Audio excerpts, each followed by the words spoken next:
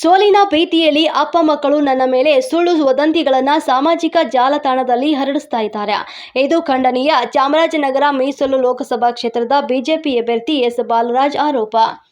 ಚಾಮರಾಜನಗರ ಜಿಲ್ಲೆಯ ಕೊಳ್ಳೇಗಾಲ ತಾಲೂಕಿನ ಪಟ್ಟಣದಲ್ಲಿ ಚಾಮರಾಜನಗರ ಮೀಸಲು ಲೋಕಸಭಾ ಕ್ಷೇತ್ರದ ಅಭ್ಯರ್ಥಿ ಎಸ್ ಬಾಲರಾಜ್ ಆರೋಪಿಸಿದರು.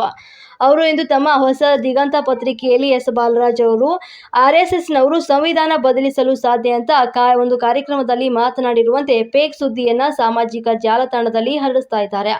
ಚಾಮರಾಜನಗರ ಮೀಸಲು ಲೋಕಸಭಾ ಕ್ಷೇತ್ರದ ಬಿಜೆಪಿ ಅಭ್ಯರ್ಥಿ ಎಸ್ ಬಾಲರಾಜ್ ಅವರು ಅವರ ಮೇಲೆ ಸುಳ್ಳು ಸುದ್ದಿಯನ್ನು ಹಬ್ಬಿಸಲು ಸಲುವಾಗಿ ಕಾಂಗ್ರೆಸ್ನ ಅಭ್ಯರ್ಥಿ ಸುನೀಲ್ ಬೋಸ್ ಹಾಗೂ ಅವರ ತಂದೆ ಸಮಾಜ ಕಲ್ಯಾಣ ಸಚಿವ ಎಚ್.ಸಿ. ಮಹದೇವಪ್ಪರವರು ತಮ್ಮ ಮುಖಂಡರುಗಳು ಹಾಗೂ ಕಾರ್ಯಕರ್ತರುಗಳೊಂದಿಗೆ ಸೂಚಿಸಿ ನನ್ನ ಮೇಲೆ ಸುಳ್ಳು ಸುದ್ದಿಯನ್ನು ಹಬ್ಬಿಸ್ತಾ ಇದ್ದಾರೆ ಅಂತ ಹೇಳಿದರು. ಇವರಿಗೆ ಸೋಲಿನ ಭೀತಿ ಎದುರಾಗಿದೆ ಅಂತ ಕೊಳ್ಳೇಗಾಲ ಪಟ್ಟಣದ ಠಾಣೆಯಲ್ಲಿ ತಪ್ಪಿತಸ್ಥರ ವಿರುದ್ಧ ದೂರು ಸಲ್ಲಿಸಲು ಪಟ್ಟಣದಲ್ಲಿ ಪೊಲೀಸ್ ಠಾಣೆಗೆ ಆಗಮಿಸಿದ್ದ ಸಂದರ್ಭದಲ್ಲಿ ಸುದ್ದಿಗಾರರೊಂದಿಗೆ ಮಾತನಾಡಿದರು. ಇದೇ ಸಂದರ್ಭದಲ್ಲಿ ಮುಖಂಡರುಗಳಾದ ಸಿದ್ದಪ್ಪ, ಜಿ. ಮಹದೇವ, ಮಾಂಬಳ್ಳಿ ಪರಮಶಿವಮೂರ್ತಿ, ಚಂದ್ರಶೇಖರ್, ಮಾಜಿ ನಗರಸಭಾ ಸದಸ್ಯರುಗಳಾದ ಕೆ. ಮೂರ್ತಿ ಮತ್ತು ಚಂದ್ರಶೇಖರ್, ನಗರಸಭಾ ಸದಸ್ಯರುಗಳಾದ ರಾಮಣ್ಣ, ಬಬ್ಬು ಮತ್ತು ಜಗದೀಶ ಸೇರಿದಂತೆ ಇನ್ನಿತರೆ ಒಂದು ಸಂದರ್ಭದಲ್ಲಿ ಭಾಗಿಯಾಗಿದ್ದರು. ವರದಿ ಜಿ. ಸಾಮುವೇಲ್, ನ್ಯೂಸ್ 24 ಕನ್ನಡ, ಚಾಮರಾಜನಗರ.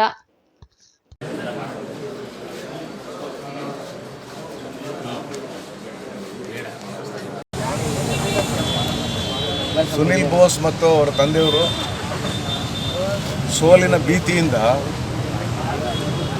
ನನ್ನ ಬಗ್ಗೆ ಸುಳ್ಳು ಸುದ್ದಿಗಳನ್ನ ಸುಳ್ಳು ವದಂತಿಗಳನ್ನ ಹಬ್ಬಿಸುವಂಥ ಕಾರ್ಯಚಟುವಟಿಕೆಗೆ ಇವತ್ತು ಪ್ರಾರಂಭ ಮಾಡಿದ್ದಾರೆ ಕಳೆದ ಕೆಲವು ದಿವಸಗಳಿಂದ. ಇತ್ತೀಚೆಗೆ ಶ್ರೀನಿವಾಸ್ ಪ್ರಸಾದ್ ಅವ್ರನ್ನ ಅವಹೇಳನಕಾರಿಯಾಗಿ ಮಾತಾಡಿದ್ರು ಅಂತಕ್ಕಂಥ ಒಂದು ಪೋಸ್ಟನ್ನು ಬಿಡುಗಡೆ ಮಾಡಿದರು. ಅದ್ರ ಬಗ್ಗೆ ಈಗಾಗಲೇ ಮಾನ್ಯ ಶ್ರೀನಿವಾಸ್ ಪ್ರಸಾದ್ ಅವರ ಗಮನಕ್ಕೂ ತಂದಾಯಿತು, ಅವ್ರಿಗೂ ಕೇಳಾಯಿತು. ಇದೆಲ್ಲ ಚುನಾವಣೆ ಸಂದರ್ಭದಲ್ಲಿ ಈ ಆಗದೆ ಇರತಕ್ಕಂಥವ್ರು ಇವೆಲ್ಲ ಮಾಡ್ತಾರೆ, ಕೈಲಾಗದವ್ರು ಏನಾದ್ರು ಮೈ ಪರ್ಚ್ಕೊಂಡ್ರು ಅಂತ ಇವೆಲ್ಲ ನಡೀತವೆ, ಅದಕ್ಕೆಲ್ಲ ತಲೆ ಕೆಡಿಸ್ಕೋಬೇಕಾಗಿಲ್ಲ, ಮುಂದುವರಿಸಿ ಅನ್ನುವಂಥ ಮಾತನ್ನು ಕಿವಿ ಮಾತನ್ನು ಕೂಡ ಹೇಳಿದರು. ಈಗ ಇತ್ತೀಚೆಗೆ ಕಳೆದ 25ನೇ ತಾರೀಕು ಗುಂಡ್ಲುಪೇಟೆ ಅಂಬೇಡ್ಕರ್ ಭವನದಲ್ಲಿ ಚಾಮರಾಜನಗರ ವ್ಯಾಪ್ತಿಯ ಗುಂಡ್ಲುಪೇಟೆ ವ್ಯಾಪ್ತಿಯ ಕಾರ್ಯಕರ್ತರ ಸಭೆಯನ್ನು ನಡೆಸಲಾಗಿತ್ತು. ಯಾವುದು ಕಳೆದ ತಿಂಗಳು ಮಾರ್ಚ್ 25ನೇ ತಾರೀಕು. ಆ 25ನೇ ತಾರೀಕು ನಡೆದಂಥ ಸಭೆಯ ಒಂದು ಫೋಟೋವನ್ನು ಹಾಕಿ ಒಂದು ಸುಳ್ಳು ಸುದ್ದಿಯನ್ನು ದೇಶಪ್ರೇಮಿ RSS ಅಂತ ಹಾಕಿ ಈ ಥರದ್ದೊಂದು ಸುಳ್ಳು ಸುದ್ದಿಯನ್ನು ಇವತ್ತು ಹರಡುವಂಥ ಪ್ರಯತ್ನವನ್ನು ಮಾಡಿದ್ದಾರೆ. ಜನರಲ್ಲಿ ಒಂದು ಬೇರೆ ಥರದ ಭಾವನೆ ಬರಬೇಕು. ಮತ್ತು ದಲಿತರಿಗೆ ಸದಾಕಾಲ ಇವರು ಸನ್ಮಾನ್ಯ ಶ್ರೀ ಎಚ್.ಸಿ. ಮಹದೇವಪ್ಪನವರು ಮತ್ತು ಅವರೆಲ್ಲರೂ ಎಲ್ಲ ಸಂದರ್ಭದಲ್ಲೂ ದಲಿತರನ್ನ ಓಲೈಸೋಂಥ ಪ್ರಯತ್ನಗಳನ್ನ ಮಾಡಿಕೊಂಡು, ನಾನು ಬಾಬಾ ಸಾಹೇಬ್ ಅಂಬೇಡ್ಕರ್ ಅವರ ಕಟ್ಟ ಬೆಂಬಲಿಗ ಅನುಯಾಯಿ, ನಾನು ನನ್ನಷ್ಟು ಯಾರು ಬಾಬಾ ಸಾಹೇಬರ ಸಂವಿಧಾನವನ್ನು ಓದಿಲ್ಲ ಅನ್ನೋ ನಿಟ್ಟಿನಲ್ಲಿ ಅವರು ಸುಳ್ಳು ಸುದ್ದಿಗಳನ್ನ ಹರಡೋದ್ರ ಕೂಡ ಅವರು ಪ್ರಚೋದನೆ ನೀಡಿ ಮಾಡಿದ್ದಾರೆ ಅಂತಕ್ಕಂಥದ್ದು ಇದರಿಂದ ವ್ಯಕ್ತ ಆಗ್ತಾಯಿದೆ.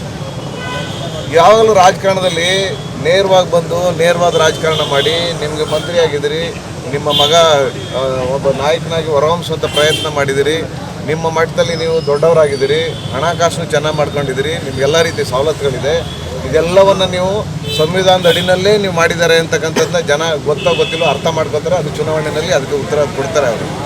ಆದರೆ ಈ ಥರ ಸುಳ್ಳು ಸುದ್ದಿಗಳು ಹಬ್ಬಿಸೋದ್ರಿಂದ ರಾಜಕೀಯವಾಗಿ ನಿಮಗೇನು ಒಳ್ಳೆಯದಾಗುತ್ತೆ ಅಂತ ನೀವು ತಿಳ್ಕೊಬೇಡಿ. ಜನರು ಪ್ರಬುದ್ಧರಿದ್ದಾರೆ. ನಾನು ಸತತವಾಗಿ 32 ವರ್ಷಗಳಿಂದ ಈ ಕ್ಷೇತ್ರದಲ್ಲಿ ರಾಜಕೀಯವಾಗಿ ಜನರ ಮುಂದೆ ಓಡಾಡ್ತಾ ಇರ್ತಕ್ಕಂಥದ್ದು. ನಮ್ಮ ಗುರುಗಳು ರಾಜಶೇಖರ್ ಮೂರ್ತಿಯವರು ಪ್ರಾಮಾಣಿಕ ರಾಜಕಾರಣಿ.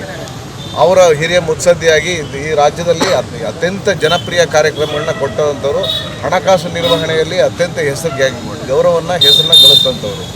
ನಾವು ಕೂಡ ನಮ್ಮ ಕುಟುಂಬದಲ್ಲೂ ಕೂಡ ಒಂದು ಪ್ರಾಮಾಣಿಕತೆಯಿಂದ ಸಮಾಜ ಸೇವೆ ಮಾಡ್ಕೊಂಡು ಬಂದಿರತಕ್ಕಂಥದ್ದು.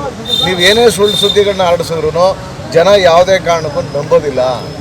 ನೀವು ನಂಬದೇ ಇರತಕ್ಕಂಥ ವಿಷಯಗಳನ್ನು ನೀವೇನೇ ನಮ್ಮ ಮೇಲೆ ಅಪಪ್ರಚಾರ ಮಾಡಿದ್ರು ಯಾವುದೇ ಕಾರಣಕ್ಕೂ ಜನ ನಂಬೋದಿಲ್ಲ. ನೀವು ಅರ್ಥ ಮಾಡ್ಕೋಬೇಕು. ರಾಜಕೀಯ ಕ್ಷೇತ್ರದಲ್ಲಿ ಯಾವಾಗಲೂ ನಿಮ್ಮ